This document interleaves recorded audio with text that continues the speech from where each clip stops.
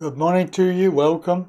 It's Wright Travel and Travel News, and this story was in the Mail Online, and it's a disabled man, 82-year-old, who died at Gatwick Airport when he fell backwards down an escalator. Having seen the picture, which is the escalator, I can see why he would have fell backwards and died. It's quite a big escalator. The reasons for it we'll go into right now.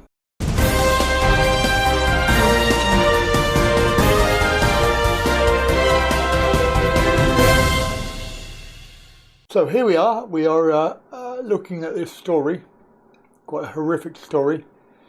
I mean, bear in mind that he is 82 and travelling, but he sustained fatal injuries after falling at Gatwick Airport. So here's the story. It is, of course, eyewitnesses said that he'd grown tired of the delays and fell down the escalator. It comes as Britain's busiest airports were hit with huge queues. Gatwick apologised as a quadriplegic woman was stranded on a flight for an hour. Well, I can testify to that. Disabled passenger fell to his death after growing frustrated whilst waiting for assistance off an easyjet flight. The man had been waiting for help to disembark as he travelled with his wife and son on Wednesday. He decided to leave the aircraft. His partner is understood to have already been taken off the jet by Wilson, a private firm contracted with helping disabled passengers. The 82-year-old was left on the plane and due to be collected when he left on foot with other passengers. I've done that before now, and I certainly regretted it. It was a long walk.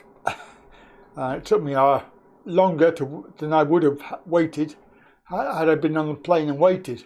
So now I never go ahead and without any help. The tragedy unfolded as on an escalator going up from the runway to a tunnel that goes into the North Terminal. easyjet staff battled to save his life. They were first on the scene. It was around about 12:50 p.m.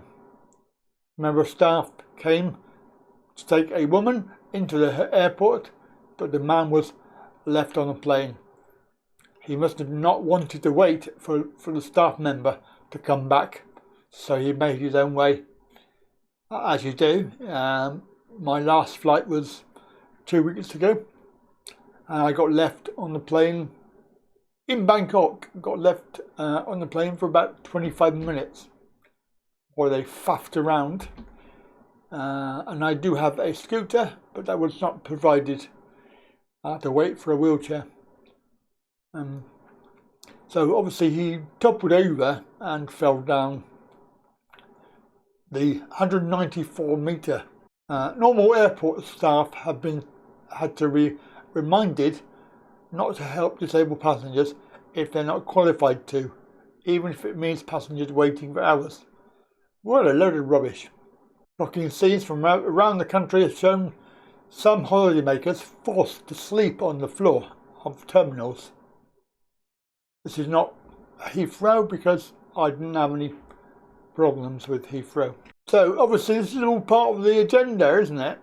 Because it is part of the thing that I can't talk about. You will notice if you're watching the video, you will know that there is an agenda, and of course it is all about stopping you from travelling and the closure of many of the airports in the UK by 2050. It's not a myth, it's not a conspiracy, it's fact. So this is the idea. They're trying to make it as difficult as possible, including Boris telling companies to cancel all flights in the summer. So why would he do that? Well, it's on the premise of the you know what being coming back, but clearly it has nothing to do with that. There are millions of people travelling, and there's been absolutely no issue with any of it. So that is the story. Unfortunately, 82-year-old fell down the escalator and was killed. Obviously, that leaves the wife and son grieving. And I can testify to the delays and the annoyance. One time when I didn't have my scooter, I was reliant on the wheelchair. I waited for an hour and 45 minutes to go through security to my gate. Luckily, I normally leave over 3 hours to get through and check in. This time round, I had 45 to 50 minutes wait while I was being checked in because the system went down. I didn't have any problem with security, and I went through the gate, but the gate details were not put up for nearly an hour when they were supposed to be up. 11:20, they were not put up until gone midday.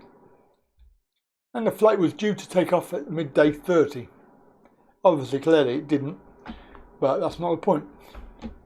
It was actually a long way from the area to the gate. Right, that's the story. Hope you enjoyed it, and of course do comment below. And if you're watching this on anywhere else, any other platform, then do remember it is www.anywrighttravel.co.uk, and you can go on there and see various videos that I've made regarding travel and accessibility. Thank you for watching, and catch you later.